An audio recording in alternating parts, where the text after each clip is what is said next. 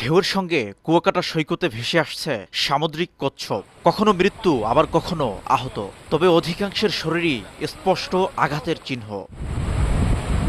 গত ১৬ মে সৈকতে আহত অবস্থায় ভেসে আসে প্রায় ৩৫ কেজি ওজনের একটি অলিভ রিডলি প্রজাতির সামুদ্রিক কচ্ছপ। পরে বন বিভাগ ও পরিবেশবাদী সংগঠন চিকিৎসা দিয়ে কচ্ছপটিকে আবারও সাগরে অবমুক্ত করে। তার কিছুদিন আগেই সৈকতে মেলে প্রায় ৪০ কেজি ওজনের একটি মৃত্যু মা কচ্ছপ।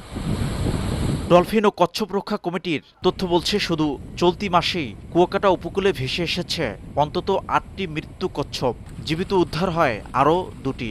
আর গত ৮ বছরে মৃত্যু কচ্ছপ উদ্ধারের সংখ্যা ছাড়িয়েছে ৩০ এর বেশি। পরিবেশকর্মীদের অভিযোগ, বারবার দাবি জানানো হলেও মৃত্যুর প্রকৃত কারণ অনুসন্ধানে হয়নি কার্যকর গবেষণা। কচ্ছপ, ডলফিন, জেলিফিশ থেকে শুরু করে তিমির অনেক সময় মৃত্যুর কঙ্কাল আমরা দেখতে পাই, আঘাতের চিহ্ন দেখতে পাই। অনেক সময় আমরা দেখতে পাই কচ্ছপের হাত পায়ে জাল বাঁধা অবস্থায় থাকে। সরকারি সংস্থাগুলো আছে যারা এগুলো নিয়ে কাজ করছে, তারা যেন অন্তত এতটুকু সংবাদটা দিতে পারে বা তথ্যটা দিতে পারে যে কি কারণে এগুলো মারা যাচ্ছে।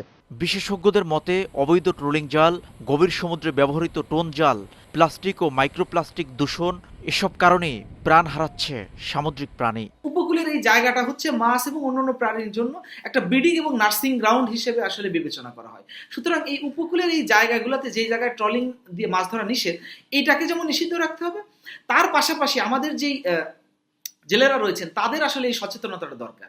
জেলা মৎস্য বিভাগ বলছে, মৃত্যুর প্রকৃত কারণ জানতে প্রয়োজন দীর্ঘমেয়াদী বৈজ্ঞানিক গবেষণা ও সমন্বিত উদ্যোগ। গবেষণার মাধ্যমে আমাদের জানতে হবে যে আসলে কি কারণে কচ্ছপ বা এই জাতীয় অন্যান্য জলজ প্রাণী মারা যাচ্ছে। কারণ অনুসন্ধানের পরে সরকার আমাদেরকে যে নির্দেশনা দেবে, সেই নির্দেশনার মোতাবেক আমরা পরবর্তী প্রয়োজনীয় পদক্ষেপ গ্রহণ করব। কুয়াকাটা উপকূলে ভেসে আসা অধিকাংশ কচ্ছপই অলিভ রিডলি প্রজাতির। জেলিফিশ, কাঁকড়া, চিংড়ি ও ছোট প্রজাতির মাছ এর প্রধান খাদ্য। গভীর সমুদ্রে নিয়মিত দেখা মেলে এদের। শিকদার জাবির হোসেন, সময় সংবাদ, পটুয়াখালী।